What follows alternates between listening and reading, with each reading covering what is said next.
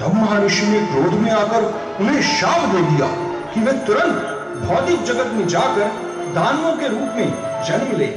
तब वही जय और विजय अत्यंत भयंकर दानवों के रूप में प्रकट हुए और उनका नाम हुआ हिरण्यकशिपु और हिरण्याक्ष। जिस दिन उनका जन्म हुआ उस दिन अमंगलकारी ग्रह प्रकट हुए, धूम और पस की वर्षा हुई और भयानक हवाएं चली। बाद में भगवान विष्णु ने वराह के रूप में हिरण्याक्ष का वध कर दिया। आइए अब चलते हैं हिरण्यकशिपु के महल में। भाई हिरण्याक्ष की मृत्यु का शोक कर रहा है। शत्रु देवताओं ने मेरे भ्राता का वध कर दिया है। उस कपटी विष्णु ने वराह का रूप धारण कर मेरा तलाश की सहायता की और मेरे प्रिय भाई अत्यंत बलशाली राक्षस हिरण्याक्ष का वध किया।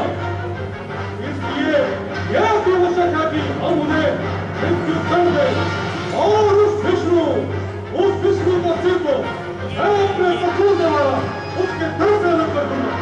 जाओ पृथ्वी लौटाओ और तक बचा दो सभी साधु संतों और गुरुओं की हत्या कर दो, सभी को नष्ट कर दो। आओ जल्दी जाओ। ठीक ठीक, बिल्कुल ठीक। महाराज हिरण्यकशिपु की जय।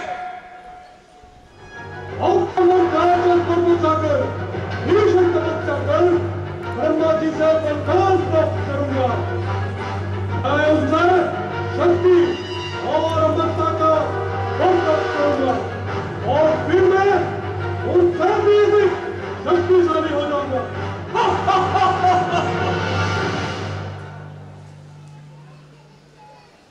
इसी बीच देवतागण ब्रह्मा जी से मिलकर अपनी व्यथा कहते हैं। ब्रह्मा जी, हम आपकी शरण में आए हैं। दानवराज हिरण्यकशिपु आपसे वर प्राप्त करने के लिए भीषण तपस्या कर रहा है। वह सारे ब्रह्मांड पर नियंत्रण कर उस पर अपना राज्य करना चाहता है और हमेशा के लिए अमृतत्व प्राप्त कर विनाश फैलाना चाहता है। ओह, वह धूर्तसुर मेरे पद पर आसीन होना चाहता है। ठीक है, कोई बात नहीं, चलिए देखते हैं।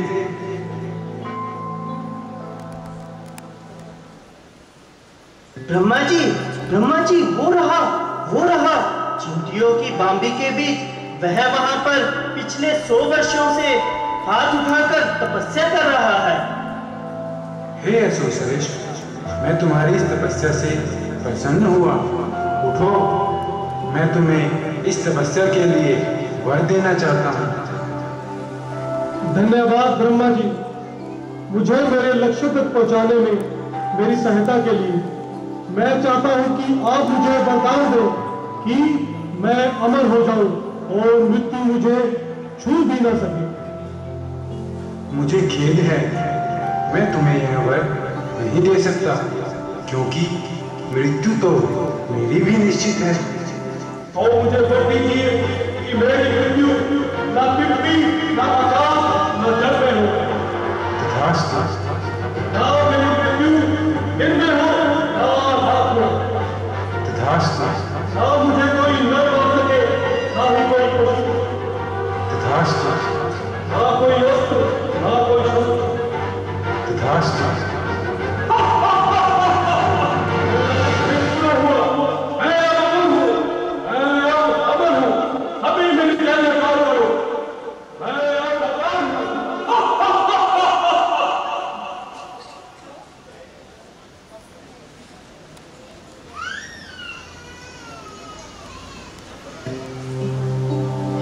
पुरुष, हम आपकी शरण लेते हैं।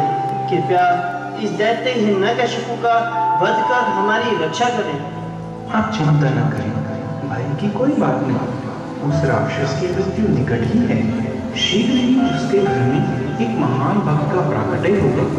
जब यह महादुष्ट राक्षस उस भक्त को सताएगा तो मैं अत्यंत भयानक रूप में अवतरित होऊंगा।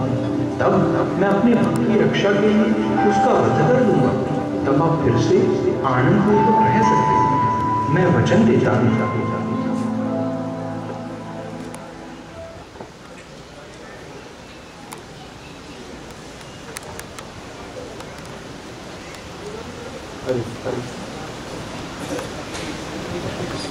प्रहलाद, अब तुम 5 वर्ष के हो गए। बताओ प्रहलाद, तुमने इस संसार के विषय में क्या सीखा? क्या तुमने झूठ बोलना, चोरी करना, धोखाधड़ी और अपने शत्रु को नष्ट करना सीखा क्या? बताओ पुत्र, तुमने कौन कौन से अच्छे विषय सीखे? तत्साधु मन्या असुरवर्य देहिनां सदा समुद्विग्न धियामसग्रहा हित्वातपातं गृहमन्धकूपं वनं गतो यद्हरिम् आश्रयेता। हे असुर श्रेष्ठ, मैंने सीखा है कि हमें भगवान से प्रेम करना चाहिए, उनके दिव्य नामों का जप करना चाहिए और सभी प्रकार के उनकी आज्ञा का पालन करना चाहिए। और ऐसा करने पर हम अपने जीवन के लक्ष्य को प्राप्त कर सकते हैं और सभी प्रकार की चिंता एवं कष्टों से मुक्ति भी है। मैंने ये कभी नहीं सोचा था कि ऐसी कुछ निरर्थक बातें मेरा पुत्र करेगा।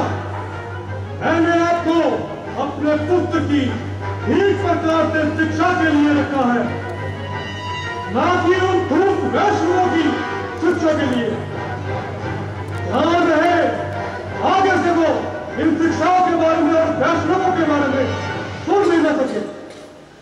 हे असुर श्रेष्ठ, आप चिंता ना करें, इसे ठीक करना तो हमारे बाएं हाथ का काम है। हम इसे दिन रात भौतिक शिक्षा का पाठ पढ़ाएंगे और जब इसकी बुद्धि ठीक हो जाएगी तब हम इसे आपके पास ले आएंगे। बच्चों, अब हम एक गाना गाएंगे।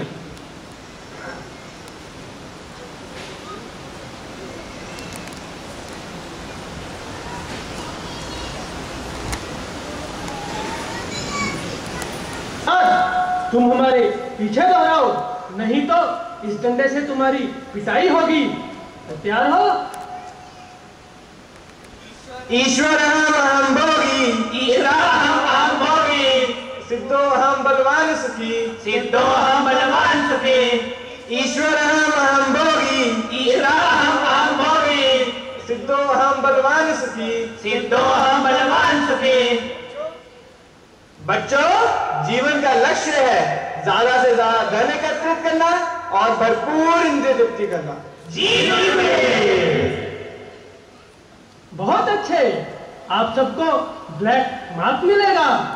अब इसी तरह आगे बढ़ते रहो। कक्षा समाप्त। मेरे प्रिय नास्तिक मित्रों, सुनो मेरी बात। दे रहे हैं शिक्षक हमें शिक्षा खराब। नहीं बनना है स्वार्थी हमें इन जैसा, शाश्वत आनंद प्राप्ति का मार्ग है दूसरा। करना है कृष्ण के दिव्य नामों का जाप, दुर्लभ मानव जीवन को ना करें हर बार। करेंगे जब हम सभी हरि नाम संकीर्तन, आनंदित और धन्य होगा हम सभी का जीवन। बंद करो इसे। तुम्हारी इतनी हिम्मत कि इस विष को यहाँ फैलाओ। प्रहलाद, तुम इन मासूम बालकों को भगवान की पूजा करना सिखा रहे हो। चलो हमारे साथ हिरण्यकशिपु जी के पास, वही निर्णय करेंगे क्या करना है तुम्हारे साथ। प्रहलाद, तो तुम वापस आ गए। मुझे आशा है कि अपने पिता के पद चिन्हों पर चलकर तुम भी एक महान असुर बनोगे। श्रवणं कीर्तनं विष्णु स्मरणं। पिताजी, आप अपना पापमय जीवन छोड़कर भगवान विष्णु के चरणों की शरण ग्रहण कर लीजिए। तुम्हारी ये मदद, तुम्हारी हिम्मत कैसे हुई मुझसे इस प्रकार बात करने की?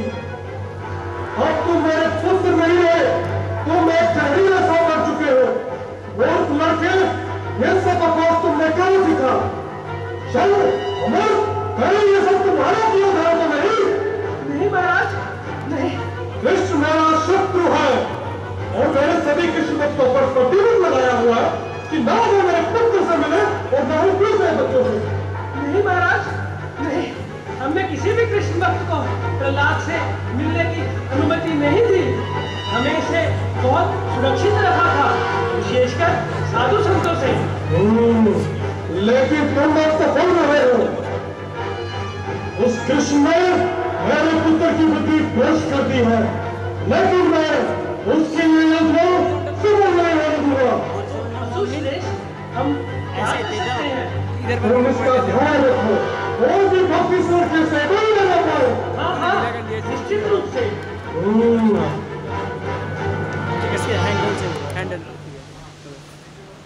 और फिर कुछ दिनों बाद दोनों शिक्षकों शंड और अमर ने ये सोचा कि उनका शिष्य प्रहलाद अब अच्छी प्रकार से सीख गया है कि कैसे इस भौतिक संसार में इंद्रिय तृप्ति के माध्यम से भोग किया जाए।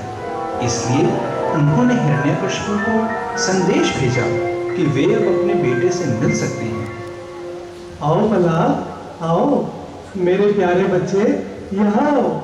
बताओ तुमने अब क्या सीखा? श्री कृष्ण के दिव्य नाम, उनके गुण, उनकी लीला और उनकी महिमा का श्रवण एवं कीर्तन, यही है सबसे उत्तम वस्तु। क्या? जो व्यक्ति अपने जीवन का उपयोग भगवान की भक्ति में सेवा में करता है, वही है सबसे विद्वान और पूर्ण ज्ञानी। उनके कर्म, यह सब तुमने कहाँ सीखा? बताओ, मैं तुम्हारा उपवास कर दूंगा। मैं आपको ये नहीं बता सकता, क्योंकि आप ये कभी नहीं समझ पाएंगे। मैं समझ नहीं पाऊंगा। जल्दी बताओ। यदि मैं आपको बता भी दूं, तो भी आप नहीं समझ पाएंगे, क्योंकि आप कृष्ण से ईर्ष्या करते हैं।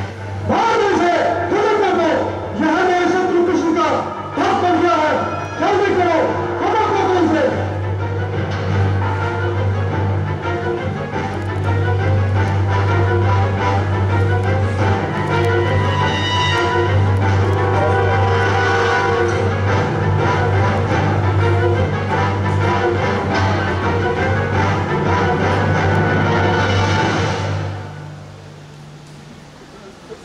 केवल प्रहलाद की कृष्ण भक्ति के कारण हिरण्यकशिपु अपने 5 वर्ष के छोटे बालक का शत्रु बन गया। हिरण्यकशिपु ने राक्षसों को बुलाया और उन्हें प्रहलाद को मारने के लिए कहा। वह भयानक राक्षस किसी को भी भयभीत कर सकते थे, परंतु प्रहलाद के हृदय में भय उत्पन्न न कर सके। जहां प्रहलाद ने श्री कृष्ण को प्रेम एवं भक्ति के साथ विराजमान किया था और वे प्रहलाद का बाल भी बांका न कर पाए, तब हिरण्यकशिपु ने प्रहलाद को खौलते हुए तेल में भिगवा दिया, लेकिन प्रहलाद को जला न सका। हिरण्यकशिपु घबरा गया। फिर उसने प्रहलाद को पागल हाथी के पांव के नीचे भिगवा दिया। भगवान कृष्ण, जो हाथी के हृदय में भी परमात्मा के रूप में विराजमान है, उसे प्रेरित किया कि वह प्रहलाद को नहीं मारे, और प्रहलाद फिर से बच गया। हिरण्यकशिपु ने प्रहलाद को पहाड़ों की चोटों से उसे भयानक तूफान, वर्षा और बर्फ में रखा, उसे पत्थरों के नीचे दबवाया, आग में फेंका, जहर दिया, भूखा रखा, परंतु प्रहलाद सुरक्षित रहा, क्योंकि भगवान कृष्ण का यह वचन है कि उनके भक्त का कभी नाश नहीं होता। हिरण्यकशिपु ने प्रहलाद को सांप बिच्छू के बीच में छोड़ दिया, परंतु फिर भी जब प्रहलाद सुरक्षित रहा तो हिरण्यकशिपु अत्यंत भयभीत एवं निराश हो गया। वास्तव में प्रहलाद के प्रति किए गए अत्याचारों के कारण उसे अपनी मृत्यु निकट आती दिखी। जब उसे कुछ समझ नहीं आ रहा था तो उसने फिर पुण्यात्मा प्रहलाद को अपने सामने बुलवाया। तुमने मेरे आदेशों को लेकर लिया, आखिर कहाँ से मिल रही है तुम्हें ये शक्तियाँ जो मुझ पर पुरुष के आदेशों का उल्लंघन कर पा रहे हो? कौन दे रहा है तुम्हें ये शक्तियाँ? पिताजी, मेरी और आपकी शक्तियों का स्रोत एक ही है। बिना कृष्ण की कृपा के कोई भी शक्तिशाली नहीं बन सकता। मैं हूँ मुझे चलाते जा रहे हो, तुम्हारा इतना दुस्साहस। हे राजन, आपको अपनी ईर्ष्या त्याग देनी चाहिए और परम पुरुषोत्तम भगवान श्री कृष्ण की भक्ति करनी चाहिए। तुम कहते हो कि कोई मुझसे भी बेचारी है, कोई मुझसे भी बड़ा नियंत्रित है, कोई ऐसा जिसकी शक्तियां सबसे मजबूत है, क्या वह सर्वव्यापक है? जी पिताजी, वो सब जगह है। कृष्ण सर्वव्यापक है। अच्छा, सर्वव्यापक, सर्वव्यापक, फिर तो बस सब में भी होगा। तो तुम्हारा कृष्ण इस स्थल में भी है क्या? हाँ पिताजी, वो इस स्तंभ में भी है। नीचे ही तुम्हारा मृत्यु निकट आ गई है, इसलिए तुम ये मूर्खतापूर्ण बातें कर रहे हो। आज मैं नष्ट कर दूंगा जिस प्रकार इस स्थल को करने लगा।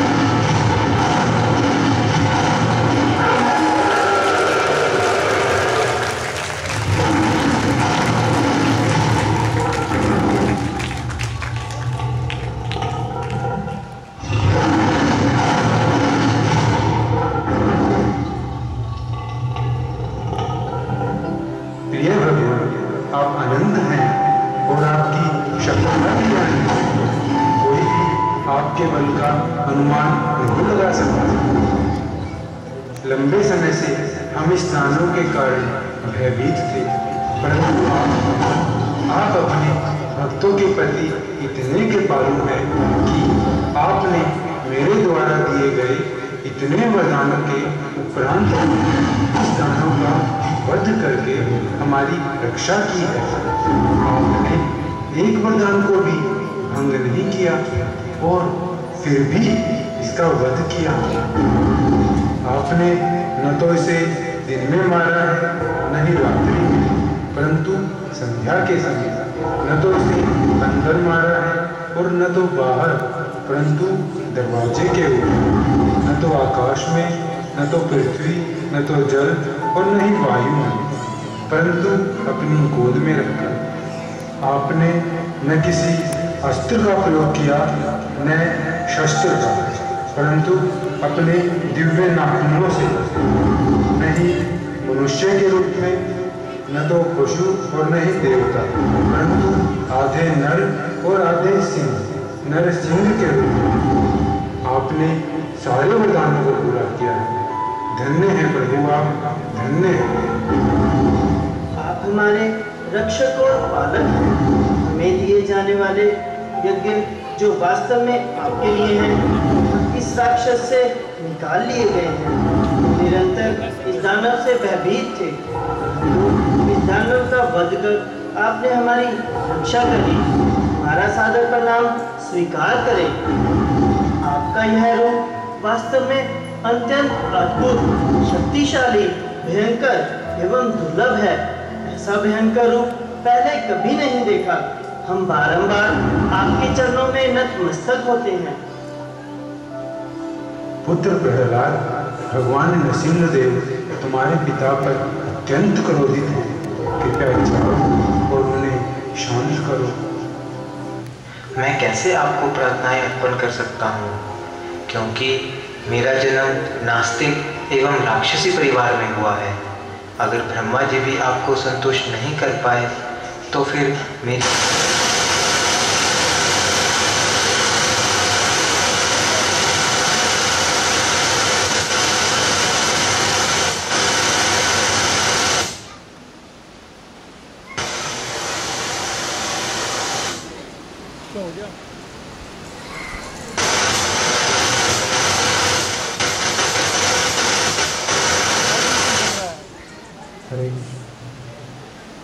नमस्ते नरसिंहाय।